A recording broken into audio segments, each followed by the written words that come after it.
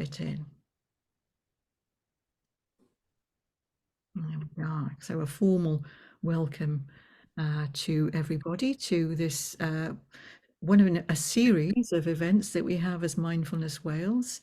And we were just saying that if we hadn't had COVID when Mindfulness Wales was set up, we might have been a different animal altogether. But we have managed to create a whole series of events. We've got a library on our website of all of our past events.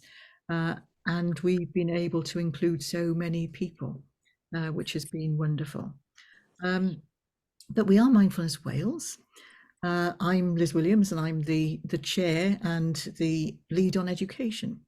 And our mission that we devised when we were setting ourselves up as a charity is to spread mindfulness to help Wales become a more compassionate, kinder, and fairer society. And I think that resonates for us, the Wales there, but you tell me, the community, that doesn't resonate for.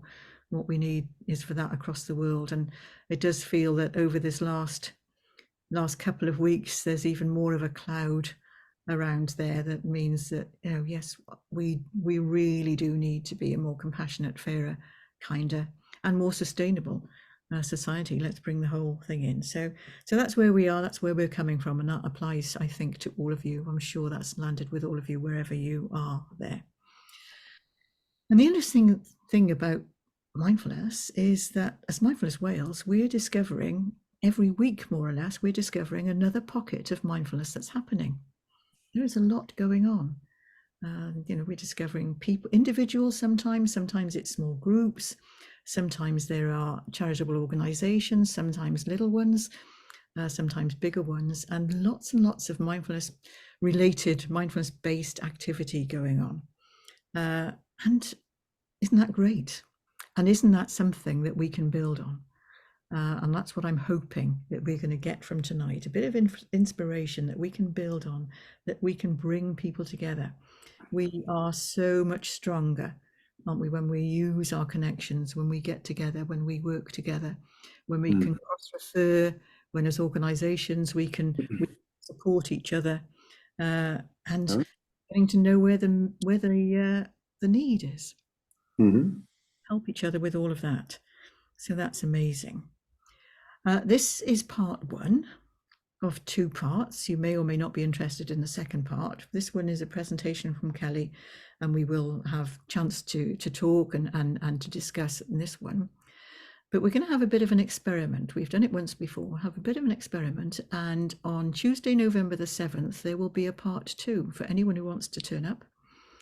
We'd ask that they've either been here or watched the video. You get the video in the next couple of days before they come there, and that's going to be informal. Might be chaos, but it'd be informal, be a chance for us to talk to each other about how these ideas have landed, what we've thought about it, what ideas we might have had, what ideas we might want to put into practice, because I say again, when we work together, lots of things are possible, and that is what you're going to hear from Kelly. I'll introduce Kelly now there, but when I had the chat with Kelly a couple of weeks ago about this session there, what shone across the screen to me, across the Atlantic, was this can do. Do you know what? If you want to do it badly enough, there will be a way.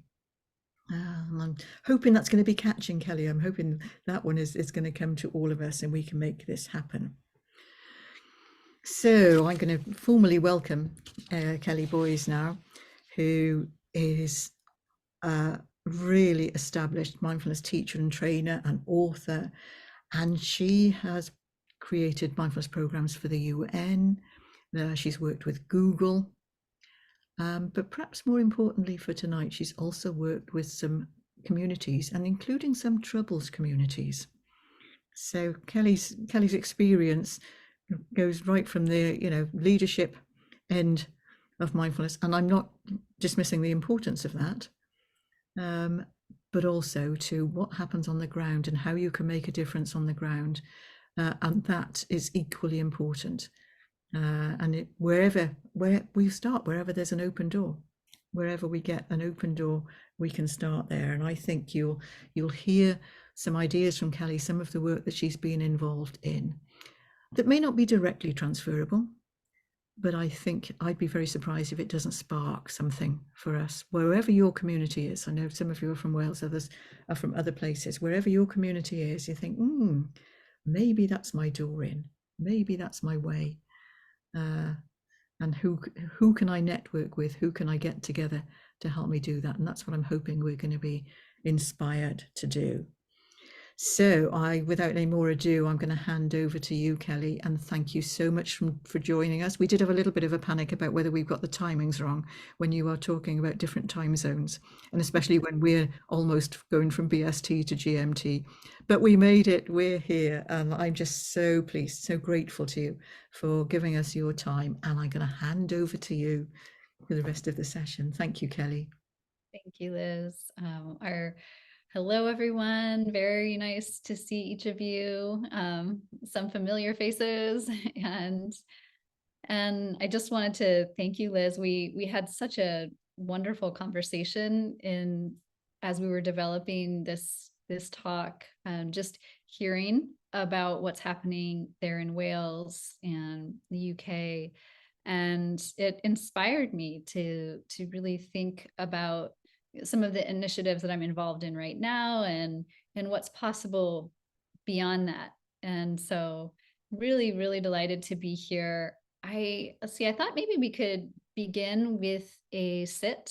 I'll guide us through meditation practice and then get into the theme. And when we finish the sit, I'd love to just hear a little bit on the chat of where people are from and what their role is, et cetera. But for now, let's just settle in together into a meditation. So just, somewhere around 5 minutes, 7 minutes where we can kind of land together. So whatever your position is, if you're in a chair, on a couch, if you're leaning back, that's totally fine. Just find a position of your body where you can feel both alert and relaxed. And you may kind of drop right into your meditation pose. You may need to find that. So you could perhaps lean forward a little bit, lean back a little bit, and then find a middle place of stability. Can allow your hands to rest on your legs, knees, and let your gaze lower, your eyes close.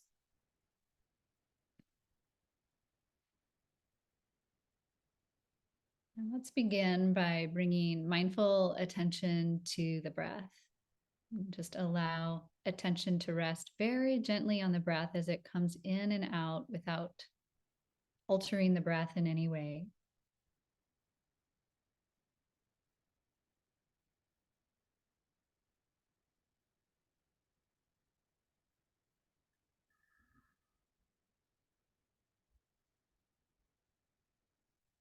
As you do so, you can allow your attention to draw inward, the felt sense of the breath and the body breathing.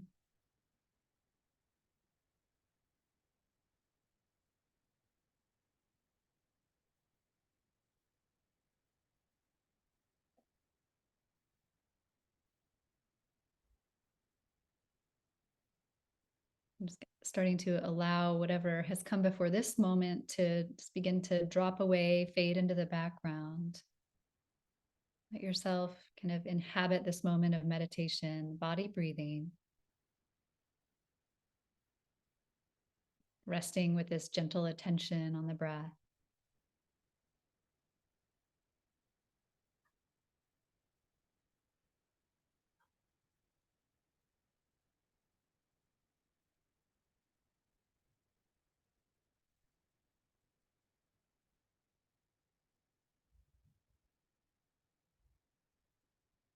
Also, perhaps doing a mindful check-in, seeing what's happening in my inner environment, any mood tones or emotions that are present, anticipation, anything at all. And the accompanying body sensations that go with those mood tones or emotions, maybe peacefulness, whatever's here. And simply noting what's here.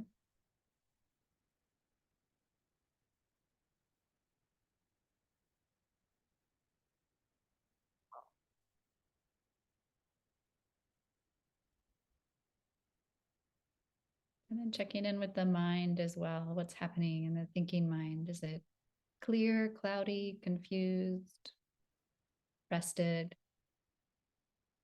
Perhaps labeling or noticing what's present in the thinking mind in this moment, not needing to change it,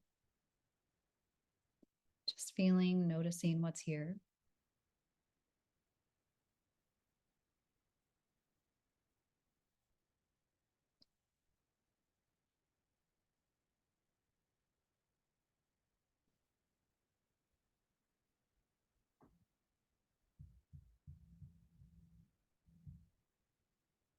And then continue to allow your attention to rest back on the breath as it comes and goes.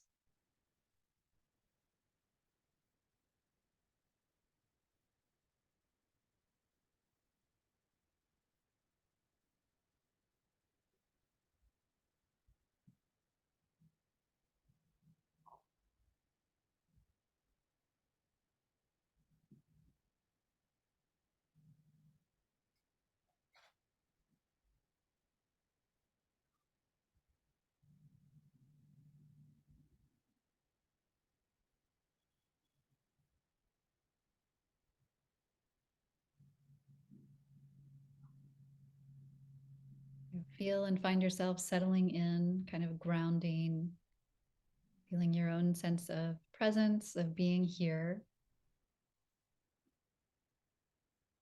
And acknowledge, is there any intention present for this time together? Intention for learning, for sharing, whatever it is. See if a word or a phrase comes to you and acknowledge that intention inwardly.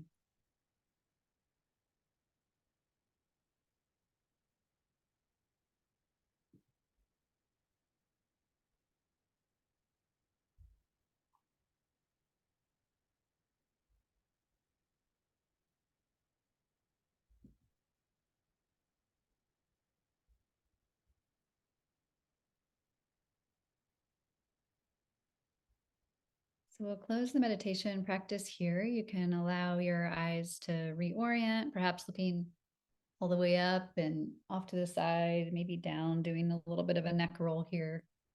That's the end of the day for some of us and toward the beginning of the day for others. I might be in that minority. um, So welcome. I would love to hear from you in the chat if you would be willing to put your name, your location, and what your role is in an organization, or what your heart is for being here. Anything at all, so that I can have a little bit of a sense of who is in the room here.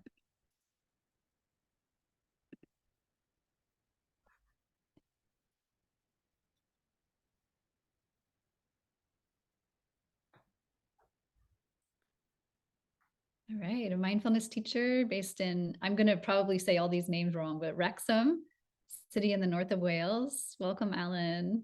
Chrissy, founder, director of the Be Present in North Wales. Okay, thank you. Hi, Richard in Cardiff, director of the Mindfulness Initiative, and congratulations on your position here. Roy, Academy Wales, Department of West. Chris Ruane, so nice to see you and have you here. Board member for Mindfulness Wales and many other things, including former MP. Amanda from the Wirral. I can see Wales over the estuary. Okay, work in education and occasionally get to teach mindfulness to staff.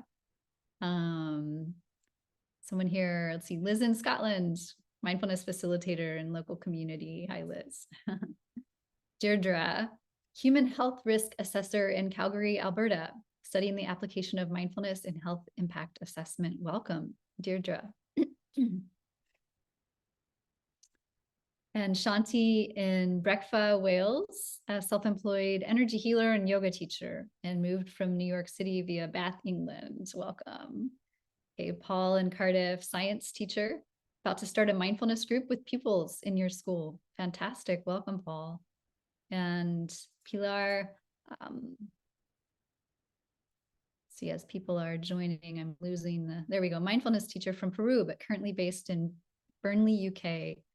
There's a board member living near North Wales, Caernarfon. I probably said that very incorrectly. Rebecca Smith here.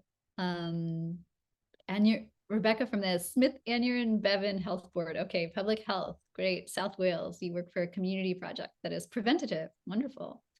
Bethan James, new Mindfulness Wales board member. Previous lead for Mindfulness for Schools in Carmarthenshire. I think somebody else probably should have said all of these names. Italy, Antonella, Mindful Longevity Academy and Social Mindfulness, Italy founder. Welcome. Michelle, careers advisor, coach near Cardiff. And a few more. Loka Bandhu, I've met you at Parliament recently. Buddha's town councillor and deputy mayor for Glastonbury. Linda from Hope, a charity who supports autistic children and young people in South Wales. And a few more here. Rob from South Wales, NHS therapist, manager, mindfulness teacher, and working on some research with Bangor University. Kate from South Wales, trainee mindfulness teacher. We've got lots of mindfulness teachers in the room. And hi, Frank, here from Amsterdam, and hopes to come visit the forests of Wales. Yeah, you're an explorer. I know Frank from a mindfulness group. And Tanya in Mid Wales, working as a psychologist, teaching health board, traumatic stress Wales pathway. Wonderful. Well, I really appreciate you sharing who you are, and this really helps me know who's in the room, and so it helps us to know who each other are as well.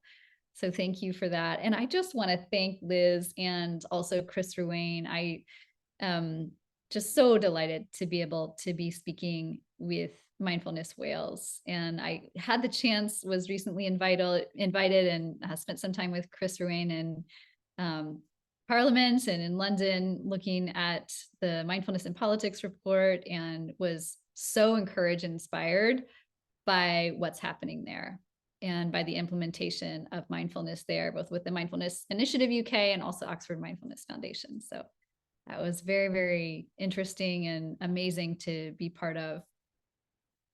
So I wanted to just start with this question of, whatever community you're in, many of us here are in Wales.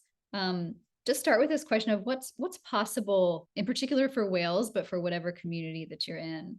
Sort of given the current on-the-ground mindfulness programs, the current on-the-ground compassion programs, and given the unique makeup of the country and the various players across the sectors, we just kind of open the lid on possibilities for what's possible here, for being able to collaborate across sectors and bring mindfulness more widely into the society. So I was inspired to hear Liz talk about this theme that came out of the Wellbeing for Future Generations Act in Wales of 2015, that was really looking at how can we work differently and how can we consider policies and actions that are actually really for the well-being of future generations. What do we want our children and their children, their lives to be like, and for them to be? And so to be able to consider that from the social, environmental, community level sustainability was so neat to hear that Wales has presented that as something that you're working toward. So this theme of inspiring across, I think, comes from this Welsh initiative, where what would it look like if we were to see the potential of collaboration across sectors and look at being creative with what's possible to perhaps bring these separate players and collaborators together for kind of the greater good, for leveraging programming that can actually bring mindfulness more broadly into the society, whether it's within a city or within the country. And and I understand from Liz that this is not seeking to be one of these top-down initiatives.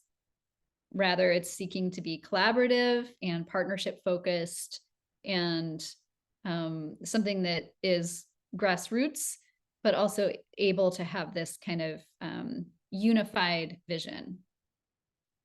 So how do we make mindfulness more available and accessible across society? This is a question that I've been holding, and that the Foundation for a Mindful Society, where I'm on the board and work with them, has been holding. And I'd love to share, I'm going to be sharing a little bit about our initiatives, the Mindful Cities Initiative, and a little bit of our history and vision, so that you can have a sense for what the work is that I'm sharing here today. And then what we'll do is go into some conversations and a breakout about, what would be possible if we applied some of this thinking to the situation in Wales, or wherever your community is, whether it's Alberta or other parts of the UK, et cetera. So a little bit of background on me. I have always been interested in this consultative approach. It has never resonated for me, this idea of competition, where I've seen in North America, in the context here, some kind of competition between different mindfulness players, which kind of naturally emerges when you're both doing good work, et cetera. But for me, it's never made sense. For me, I've always looked at this idea that we're better together. And so when I was asked to, for instance, with the Search Inside Yourself Leadership Institute, at the time when I first started working there, it was just a book. And Ming Tan, who wrote the book, kind of handed the book to me and said, hey, can you create a facilitator training for people around the world that can take this program out? And so I worked with a team to be able to do that and start their whole facilitator training program. And as we did so, we were really looking at it with this consultative approach. Instead of just saying, this is what you need to do, we're finding out from the inside, from the trainers themselves, what is it that's really needed on the ground. And this work continued when I was asked by the United Nations Foundation. They came to me and said, we have this issue. We have humanitarian workers and development workers who need resilience skills. They need mindfulness training.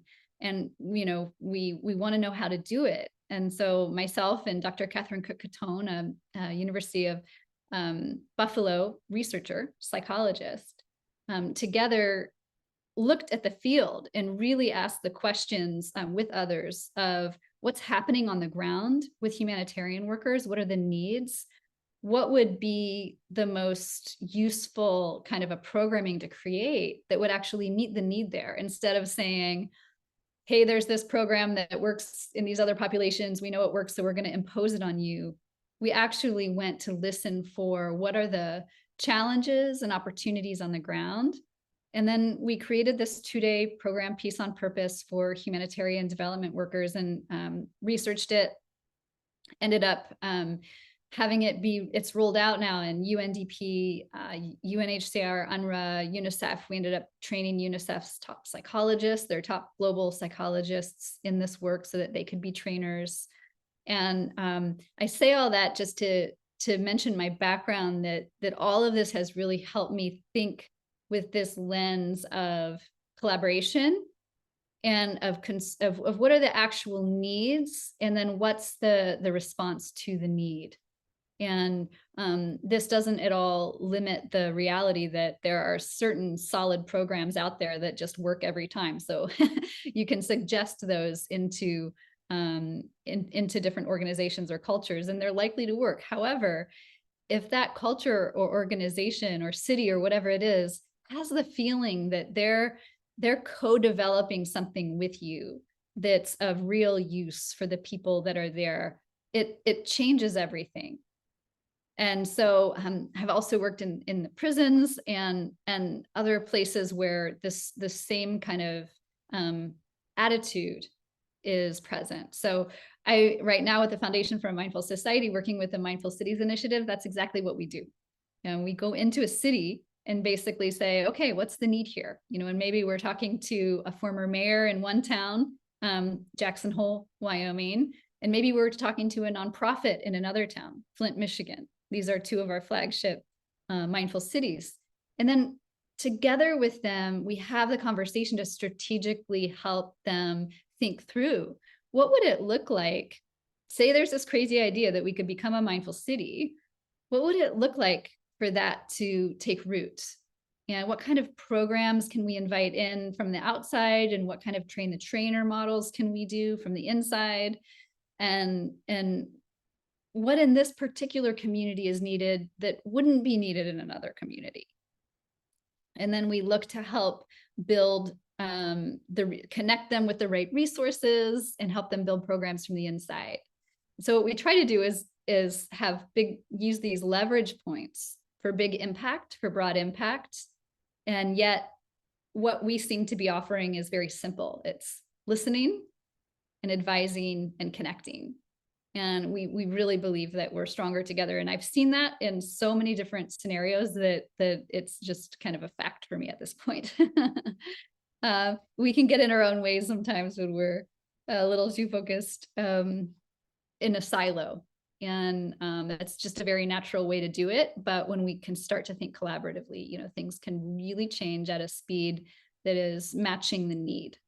So let's see here.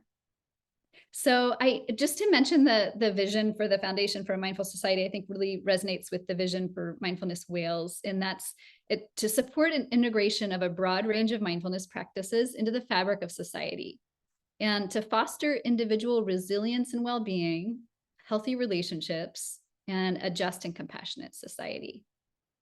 And so we like to enhance mindfulness with these critical leverage points for broad impact. That's kind of the MO. And so a little bit of the history. Jim Gimian and Barry Boyce, some of you may have heard of them. They started Mindful Magazine in 2012. And the Foundation for a Mindful Society actually started that magazine. And they were really thinking through, how can we help mindfulness be more recognized in society, get more into the water table, as it were, and kind of normalize that mindfulness practices have this kind of common heritage as humans, and it's trainable. So they did a ton of work, Jim and Barry both, and I work with them closely on basically helping mindfulness kind of establish itself as a field. They first started working with Jon Kabat-Zinn and highlighting his work that he was doing, and Richie Davidson. And I realize all of this is kind of North American centric right now. And there are many other players that are involved, but that's what they were focusing on. CCARE, the Center for Compassion, Altruism and Research Education at Stanford, they started highlighting these different things that were happening. And then they started to go on the ground and really look at what's happening locally and start highlight stories, and it took off. And I think at some point it had a couple million visitors to the website monthly, and then 100,000 readers in the physical print. And it has really, I think, helped and aided to establish mindfulness as a field. And then a couple years ago, that magazine went for profit. And here we are now at the Foundation for a Mindful Society, and have kind of pivoted into this, focused our efforts on social innovation projects. So what you'll see today, and I'm going to actually play some videos because it's way better than me talking at you. What you'll see is some of the impact of the work, of the conversations that we've been having in this consultative approach. So I'm gonna play these two videos that just show you what's happening on the ground in these two different cities that are two of our flagship mindful cities. So a couple years ago, Jim Gimian started having conversations with different people at conferences. So I know there was just this mindfulness, Manchester Mindfulness Festival that happened, and the kinds of conversations that happen in the hallways there can sometimes have broad impact, and the kind of conversations that are going to happen in the Zoom breakout today can have actually broad impact. And Chris knows this very well from all of his, what do you call it, nobbing or nobbling that he does. Nobbling. What is it? Nobbling. Nobbling in the halls of Parliament and beyond. So what happened was, Jim and others at the foundation started to talk to folks about this idea. What would it look like to have a mindful city, create a mindful city? And so I'll share these two examples. One is he was at, I think it was the Wisdom 2.0 conference on mindfulness, and had a conversation with the former mayor of Jackson Hole, Wyoming.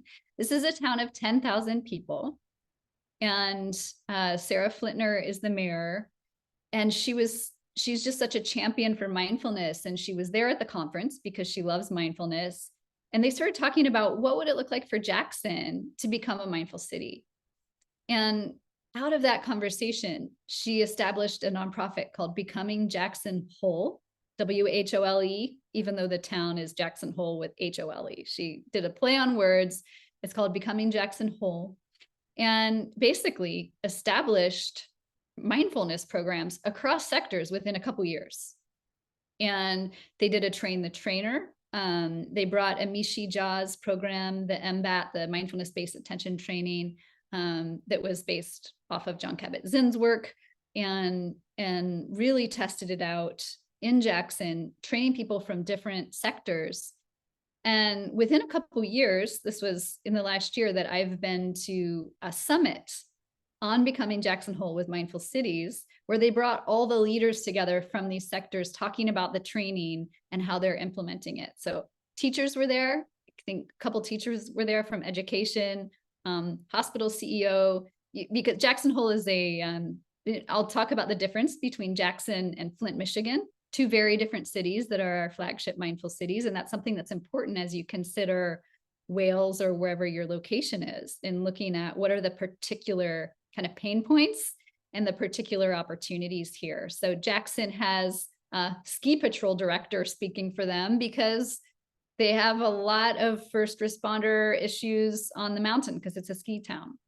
Flint, Michigan, on the other hand, and I'll talk about that, we did and are doing a lot of work with the community and the police working together. And that's where there was a big water crisis with lead in the water. So just two very different cities. So Sarah got together all these folks, and they're now implementing mindfulness across sectors. You'll hear some of the police officers speak. And then I'll talk about Flint, Michigan, one of our other cities.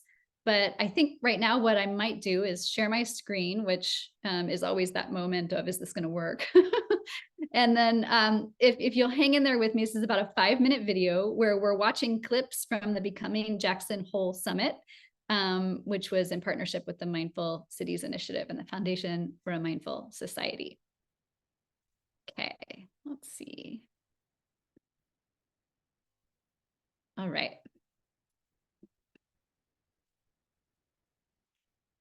Here we go.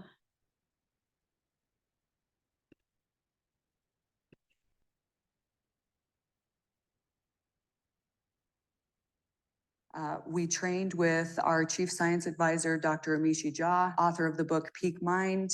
We started in 2020, and we actually did one live in January and then one virtually in October. From the October training, we grabbed 7 interested leaders. Many of them are among us. Kirsten is one, Sue Mason is one, Tom Kinney is one. Let's see, we have healthcare, education, nonprofit, business, emergency responder, a police sergeant, all participated in an extensive training program so that they could go on and share these practices and tools in their own organizations. We will continue to build that Train the Trainer program. The authenticity we share with our officers about our own personal struggles, being fathers and managing shift work and managing, interpersonal conflict on a shift basis, dealing with physical violence, all of those things are taxing. So one of the things that by leading with MBAT and using it in a tactical sense, a quick, all right, hey guys, before we go, let's just do a quick 4-step breathing, just 4-count breathing. And then what I saw by winter of 2023, I had half my team doing the mindfulness 21-day challenge. So we went from none of us doing it to half of us actively doing the practice. Guys, this isn't just a one-time exercise. This is changing your cultures. Real quick, I'll just had a scenario this week. I'll share 2 stories, if I could. So first one, basic traffic stop. Guy just didn't want to wait, so I'm just not going to stop at the stop sign. blows right through. So I pull him over, and I don't know if you guys are weird like us and watch a lot of cop videos online. But you ever see those ones where they like roll down the window like 3 inches and they're like, what? Yes. That's exactly what it was. I was like, you know what? Let's see what we can do about, at minimum, educating him on attitude and how that can affect this scenario. And I was like, there seems to be some frustration between you and me. I've never met you, so I don't know why. Or you and my profession. And he let out the biggest, he like melted in his seat. And it was amazing because it had nothing to do with me. It was all about an interaction. So he went on to tell me about this story. He ended up getting arrested for a DUI, and now he's out 20 grand. And so it had nothing to do with me at all. And it totally changed that interaction for the better. So that was more like maybe more of a stop practice that we tend to use. Just being able to stop, take that breath and observe what's going on and be able to see Curious. this is a dialogue that's not happening. It was not effectively happening. And the second one, because I know we're running out of time, I recently was involved in a scenario in a bar where we ended up in a fight with a guy, and we're rolling around and he ends up stripping my taser from me. Oh, man. And so I don't know if many of you guys Scary. are briefed in law enforcement tactics and rules and case law and such, but that technically gave me the authority to end his life, because that's stripping me of my firearm or my weapons. And I, having taken that hit, know that what it can do to, I guess, disable me and my functions if you were to use it on me. Right. And so that was a very alarming scenario. But through these practices, I truly believe through these practices, I was able to stop, grasp what the scenario was, notice that we had more help coming. We were able to kind of maintain the situation. I don't need to escalate things greater than where we're at. And so I was able to just go, nope, we're not even going to worry about that right now. We're going to just figure out how to resolve it without escalating further. And so I felt like that was for me, a huge bump in my belief that mindfulness does work. Yeah, Sarah. And he even mentioned that you can grieve in advance over time for the loss of a loved one, or maybe for your own mortality. So as a first responder, you see people in situations reminding you of that mortality and that of others on a regular basis. And impermanence allows you to expect these situations and makes you more resilient when encountering them. So we all just heard Dr. Cresswell talk about equanimity, and this idea of equanimity, the act of maintaining mental calmness and composure even in difficult situations, and using mindfulness meditation to develop that skill. It seems like the perfect tool for developing resiliency in first responders. As a leader, it's my goal and deep desire to invite those that I work with to strive to live in the same manner, practice this way of living and working together in all of its imperfection, and do what we can to make a difference. I really believe in trying to build something, not just in the workplace or in our homes, but in our community, where we all feel safe, where we all feel seen, where we all feel heard, and we all feel respected. Another Brené Brown quote, because she's amazing: perfectionism is addictive because when we invariably do experience shame, judgment, and blame, we often believe it's because we weren't perfect enough, rather than questioning the faulty logic of perfectionism. Daring leaders work to make sure people can be themselves and feel a sense of belonging. If we want people to fully show up, to bring their whole selves, including their unarmored whole hearts, so that we can innovate, solve problems, and serve people, we have to be vigilant about creating a culture in which people feel safe, seen, heard, and respected. That is my deepest desire. I hope that I can continue to work and live in a community where I can show up just as I am in my imperfection, and together with my team, together with my family, together with this community, strive to build something better than what we have today. And what we have today is really good. So that last share was the CEO of the hospital, the local hospital there in Jackson Hole. And as I didn't include, but there were teachers also that shared, and others at the conference. And so you can see that just within a couple years, with the idea of different programming being implemented across across sectors, and they did indeed have different kinds of mindfulness programming and education. And they also did the mindfulness-based attention training, Amishi Jha's program for Train the Trainer for several of those leaders. When I was there, the people that were in the audience were from Jackson. And this was like a couple hundred people in the community that were there interested in how mindfulness is impacting their community. And it was so inspiring because those two police officers who spoke and that ski patrol director that spoke and the hospital, so all of those folks had been trained within the last year. And these aren't people who have a 30-year practice of meditation. And you can hear how they're articulating the benefits of mindfulness for their profession and how it's impacting them. And so, you know, for me to be able to tell you that that happened versus show you, I thought that that could be helpful to share video. And one other city, and I'd like to focus on this because it hopefully will help you think through wherever your city or your locality is. So whether you're considering for Mindfulness Wales as a country, which I think would be actually a very interesting thing to consider due to the uniqueness of the country and what resources are there and what the directives are there. I think it would be very interesting to look at Wales at the national level and at the city local level. And I know you already are looking, given the fact that this is Mindfulness Wales sponsored. But to kind of apply this sort of approach of looking to see what are the unique needs here, what are the unique opportunities here, and what are some surprising interventions or solutions that can come out of this. So with Flint, Michigan, they had discovered lead in their water. This was a big piece of news in the States. And that's a community of 80,000 people. And the doctor, in fact, who had discovered the lead, I think somehow got a hold of Jim Gimian, who at the Foundation for a Mindful Society, and said, we need help with mindfulness here. And what happened was Jim connected with, rather than a person like Sarah Flintner, the former mayor, he connected with an organization called CRIM Fitness Foundation, CRIM. And the CRIM Foundation decided that they would start to bring mindfulness in to help work with this crisis that they were having with the water and with their city and their challenges. And so our conversation with Flint, Michigan was completely different than it was with Sarah and Jackson because the challenges they faced were totally different.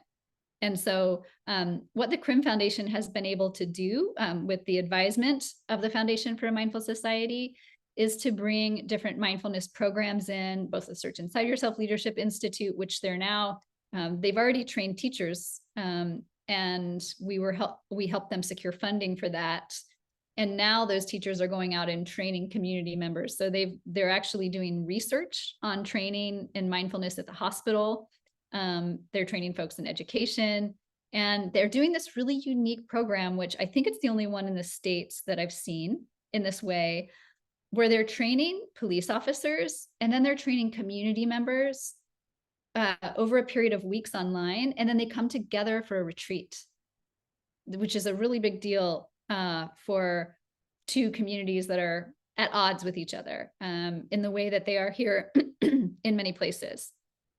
So I wanted to just play a little clip, and I may do a little fast forwarding through it, but just to showcase some other folks from another mindful city that are talking about the impacts on the ground of the work so that you can see how they're implementing it. Before I do, I'd love to just pause and see, are there any questions, reflections before we get into that?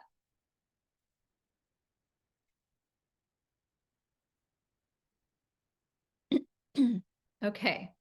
All right, here we go. This is the second and final video that I'll share here.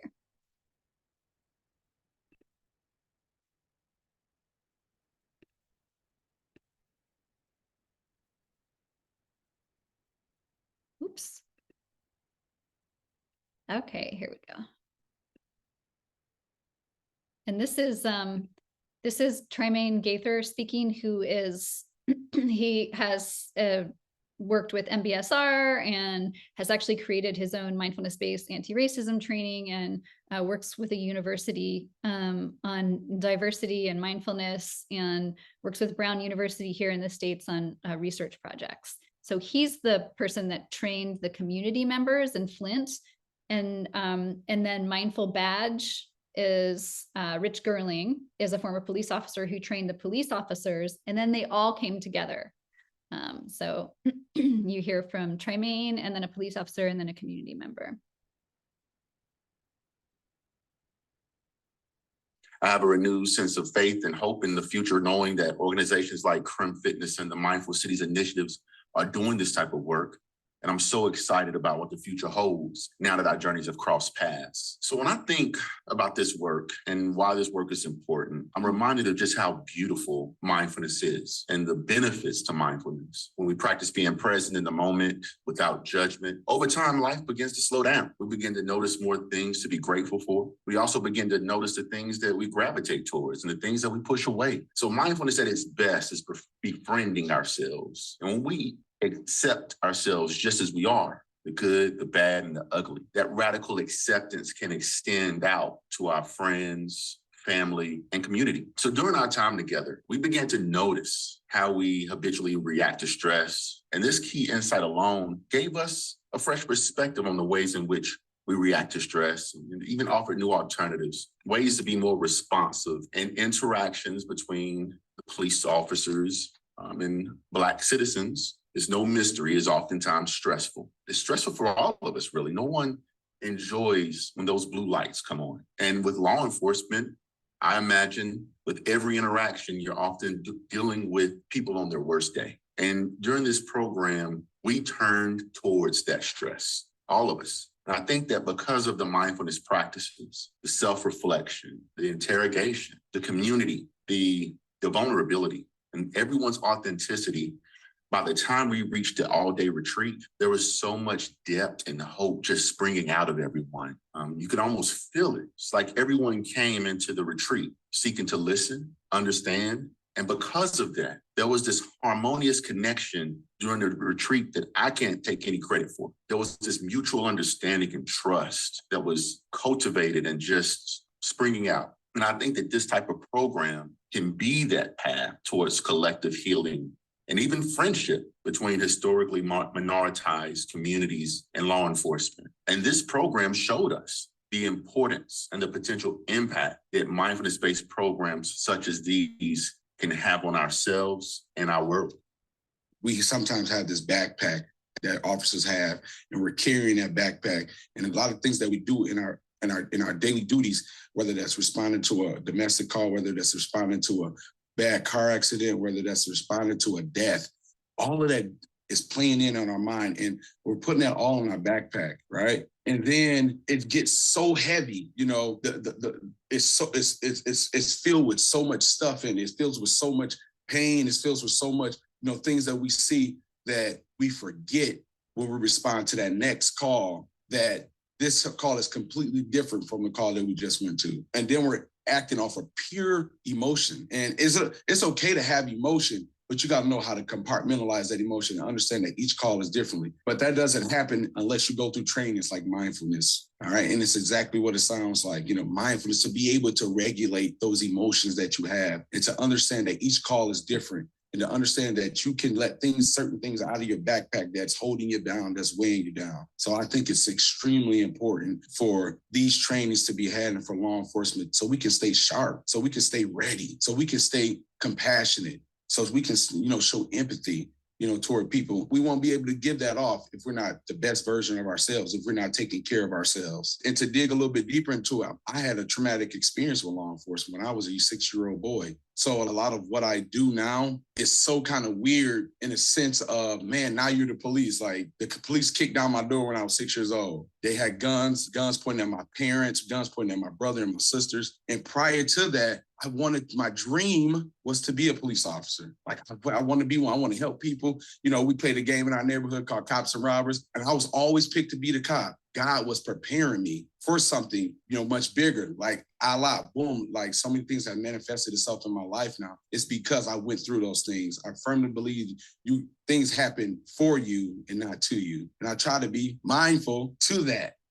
By the time we came together as a whole with the police department or the police officers, my group, the community group, had formed this bond that turns out to be unbreakable. It may have been hard going through that process, but now that I'm on the other side, it's rewarding. Love it. I actually think others should go through that same process, especially neighborhood groups, because we in the neighborhood really need to form a relationship with our officers. We need to come together, make things happen.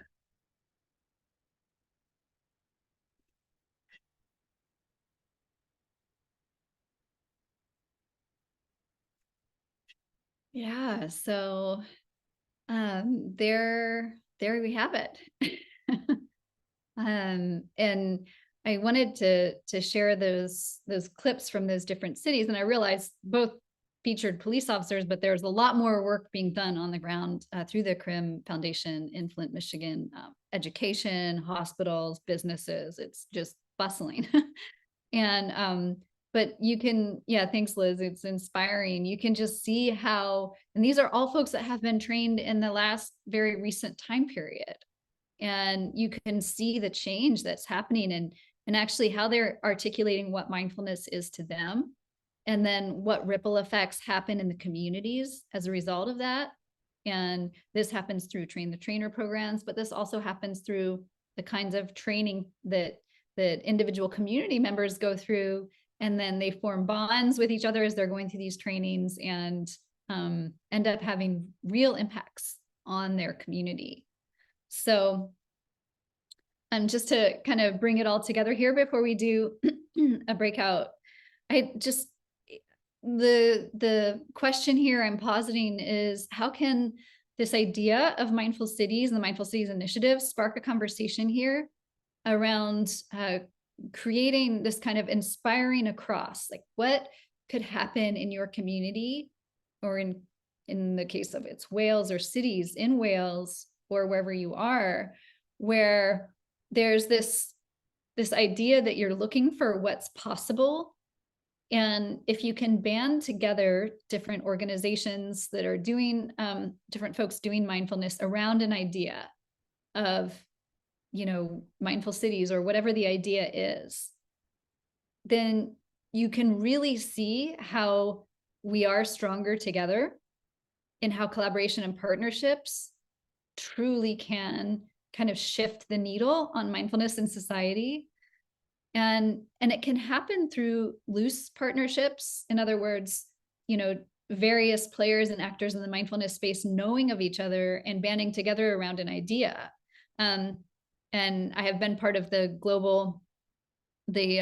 initiative with the Mindfulness Initiative and their global meetings, where Chris Ruane has invited me to meet a lot of folks in different cities, like Eva Mia in Croatia, doing all sorts of stuff with caring cities and mindful cities. And this is actually happening all over the world. So we call this the Mindful Cities Initiative. We're really open to other folks joining in with us. We don't own, the idea of mindful cities, but we want to spark the conversation and help you think through, what are the opportunities here given our unique circumstances, instead of, how can I just take from the playbook over there and do the exact same thing here?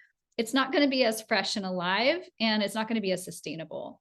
We know that change happens when we're really looking at the unique environment within which we're inhabiting. So I thought that what we could do is go into breakout rooms with three people each. And if you would, I wanted you to discuss three things, and then if you can, appoint one person that's going to report back to the group after the breakout. So the three things, and this is just a suggestion, you can actually talk about whatever you'd like to. The three things are, what are the unique opportunities in this environment, whether it's a city, country, etc. What are the unique opportunities? What are the challenges? And are there any surprising ideas that come to play after talking together about the unique opportunities and challenges? You can also share anything about your thoughts of what you've learned and heard so far, if that would be more preferential to you, and then to kind of just see together what are some points that you'd like to share back to the group. So this is very open. But I love this is really where the rubber meets the road here, is when we're actually talking to each other about these ideas, instead of just hearing this is great, this worked there, and yeah, maybe I'll be involved in that at some point in the future. It's like, oh, okay, if we actually pivot now into a real conversation with two other live human beings that are talking about the same things, and then share back to the group and hear in the group context what's possible, then yeah, we'll see what happens. And then we do have a follow-up where it's a very open-ended conversation about all of these topics. So with that, you will be invited to go into a breakout. And again, the questions are opportunities, challenges, surprising ideas. And then we'll come back and hear from each other. So we have 30 total minutes left in our time together, but the breakout will be about 15 minutes.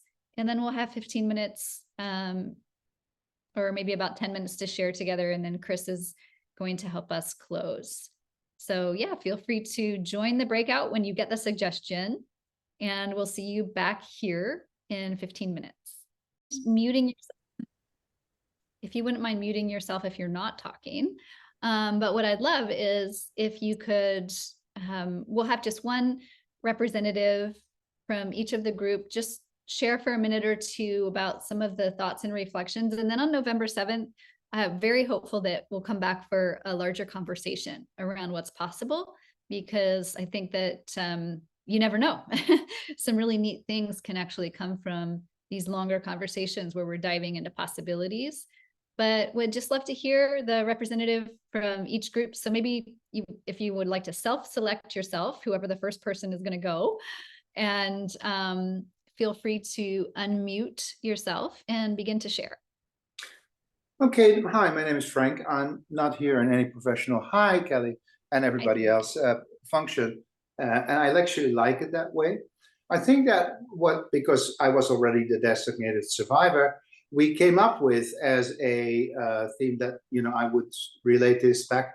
That's my correct understanding, is that mindfulness has gained a certain momentum. It's been around for a long time, but I think it is slowly starting to emerge within society as an accepted practice. However, what I also notice is a split off where there are people who are considered to be just going to the office, and there are people that are practicing mindfulness and that they don't want to rush that way. What I notice is that there is a slow merging needed, where these bridges between organizations, either organizations that coordinate, organizations that are part of the coordination, come together. And this is also something that I see in my community. I'm not from Wales, but the Netherlands, Amsterdam. What do you think, Amsterdam? Well, it's too. No, I think that was the conclusion that we came to, that we are seeing an emerging. We would like to introduce it at a beginning stage level, where it's already brought into a regular education, like speech therapy or other professions, like being a therapist, where it's part of the foundational curriculum, and then being brought into letting people see why it's functional and how it can broaden your perspective in functioning in a community. Great. Yeah, thank you, Frank. I appreciate that. Okay. Yeah, thank you. Great. Okay, the next person, if you'd like to select yourself and come off mute, and feel free to start sharing. My name's Chrissy from North Wales. Thank you so much for the presentation before. We were both very inspired. So that was the feeling that we hit the meeting with. I think there's quite a few opportunities. As been mentioned, I think there's definitely an appetite for it, and with the people that I'm meeting, at a high level, there is definitely an appetite for a solution. And in where you got the Future of Wellbeings Act in Wales, that is a huge opportunity. So that's definitely high on the agenda. And how the government work around that. I didn't understand the hierarchy myself, but the person I was talking to did. So it'd be interesting to work further on that idea. We talked about Wrexham Football Club is definitely a huge opportunity for us. That's literally 20 minutes from my house. Amazing. So yeah, but I think that's something that needs handling carefully. Challenging as always, funding. And I think what I see from between Wrexham and Flintshire is everybody's trying to reinvent the wheel, and they're spending a lot of money on trying to reinvent the wheel, and the answers are already there. Everybody just needs to come together. There's a big lottery project in Wrexham, £500,000, looking at what children need. There's a big project in Flintshire. The council has spent £500,000 looking at what children need. It's ridiculous, you know. If we could all just come together, the answers are there. So yeah, that's really what we talked about. Yeah, great. Yeah, wonderful. I hope you're able to attend the November 7th gathering as well, to where we can talk about that further. Thank you so much for that share. I appreciate it, Chrissy. Yeah. Okay, who's next? You can feel free to come off mute and jump on in. Should I do our group, or you guys happy with that, Roy? Yeah, okay. We didn't really talk about unique opportunities, but we spoke a bit about challenges. The idea of getting the ideas out, especially for me in Canada, trying to get in Western Canada, getting the ideas out in Alberta are really difficult. It all seems to be loosey-goosey, or so that sort of led to the science being part of that solution to that problem, because sometimes people need the science, especially in my field. Amanda was talking about challenges within school systems. They tried a program within 10 schools and had sort of limited success with that. It didn't have the outcome that they really wanted, and wonders how there would be ways to maintain it and keep it going, and maybe bring it to the community in a different way. Getting the ideas out, how to keep it going, how to sustain it. Some of the surprises were, I can't read my writing for this first line. Surprises of how it applies to other activities in life. It's sort of like get off the cushion. And it can actually be more than just sitting in a room on your own, being mindful and meditating, or doing mindful meditation or meta meditation. It's about getting out there and comply to different things. And how, as it's becoming more, as Frank was saying, it's becoming more widespread, there is more of a scientific basis, which some people, a lot of my colleagues, find helpful in believing it. I think that maybe, I'm not sure, I don't think I captured everything, but. Yeah, wonderful. Thank you. Yeah, that's great. I appreciate your share, Deirdre. My brother's in Calgary, so I visit there often. Great, thank you. Is there anyone else? It's -10 and a foot of snow outside my window right now, 10 centigrade. That's what I hear. Yeah, as of yesterday. Oh goodness, it has begun. Yeah. Hi, Kelly. Yeah, go ahead. We talked a little bit about opportunities. I think it was really interesting. I think we're all pretty inspired by the ways in which you can change community and community interactions. Through the videos and those examples were really quite uplifting. And we talked about how there are certain opportunities within Wales that might be quite different to those opportunities that present in London, for example. So Bob was talking about how, you know, you don't get, some communities are really big, and some communities are a bit more contained, and that we're often part of multiple communities. And we talked about a lot of opportunities around social mindfulness for aging and autism, and sort of a bit of regeneration. I think some of the challenges was largely around, we talked quite a lot about where we had experience of successfully embedding, whether that's in a school or in our community or in the service we're providing, mindfulness. It was very much, you have to get the leaders on board. You know, it has to be a whole. It's most successful in terms of everybody benefiting from it and feeling that you have actually created a community, even if it's quite small, is when you get that top cohort, you know, whether it's a head teacher, a community leader, a business leader. And we talked a little bit about some of those challenges of getting everybody on board, and, you know, and perhaps maybe even just sort of, you know, the idea of a pebble, really. Maybe we should, you know, it'd be great if we could do all the big community stuff, but maybe we should be thinking about who do we interact with and what's our local communities. And that might be far more, you know, I think what was inspirational about the videos was that felt very achievable, didn't it? And actually, in the group that I was in, we all had kind of examples of where it had been achievable on smaller scales on getting people on board. But I think it's very much about the leadership of it, isn't it? And the ownership. It has to be that level of ownership. And we talked a little bit about really liking the model of, sometimes we try to get everybody together and on board at the same stage, but actually doing it with the different organizations and then bringing them together, we thought was a really, really beautiful and powerful model. Yeah, neat. Great reflections. Yeah, thank you.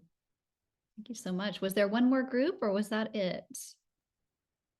I'm quite happy to jump in for our group, if that's all right with the rest of the group. I think, I mean, it's been mentioned, but I think the Wellbeing of Future Generations Act in Wales really lays down a landscape where well-being is put at the heart of the nation, and whilst, you know, that doesn't solve the problem, it certainly gives us a landscape that has a level of fertility about it in terms of looking at a mindful Wales, or even a mindful city within Wales. The other advantage that Wales really has is that it is a small pond. The distance between the top decision makers and the people who are rolling their sleeves up and getting their hands dirty is very small. You can get the ear of a minister very, very easily in Wales. You can't in England. And so that possibility that Wales has to actually pick something up and really hold it and nourish it, I think is really a strong possibility in Wales. I love the idea about working with different communities and bringing them together on a retreat. I thought that was really inspired me, actually, in terms of that. And within our group, we were talking about, you know, mindfulness within the homeless community, mindfulness within the workplace in terms of Job Centre Plus, mindfulness in schools, and these pockets of work are going on. And I think, you know, we could overreach and say we're going to have a mindful Wales tomorrow, but actually the evidence base for that suggests that if you push something out really, really quickly, it's not going to have the efficacy that you think it's going to have. But that doesn't mean that we can't actually start nurturing that and bringing that together. So I'm really quite excited by that. And there are huge challenges there, not just in terms of scale, but in terms of many things. But that means it's a journey worth going on, doesn't it? Absolutely.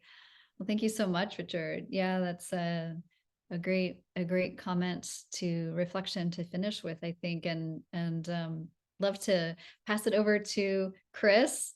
Chris Ruane, if you'd like to close us out.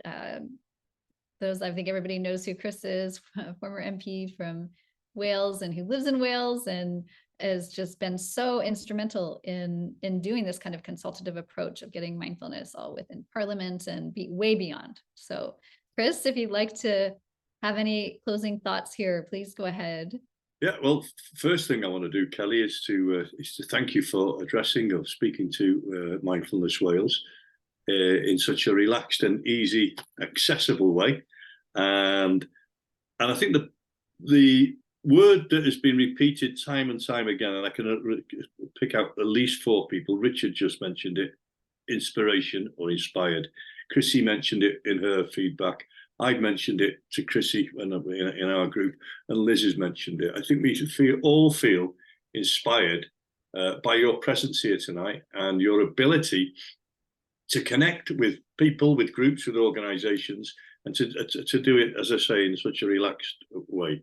And also to pay tribute to the work that you've done in the past. What's that saying? Think global, act local. And you've been a thought leader with the United Nations and the work that you did there with those frontline workers that are getting burnt out. The thought leader in Search Inside Yourself, taking that research practice around the world. But you are now acting locally in those 3 communities and other communities in America. And if that wasn't enough, you're also reaching out to small nations like Wales, like Croatia, and I know you're working with Eva Mia Krušlin in Croatia, and you're spreading this inspiration wide and far and in depth as well. And you're not saying this is the way it's done, you're asking in a consultative way, how do you think it could land in your nation, in your community?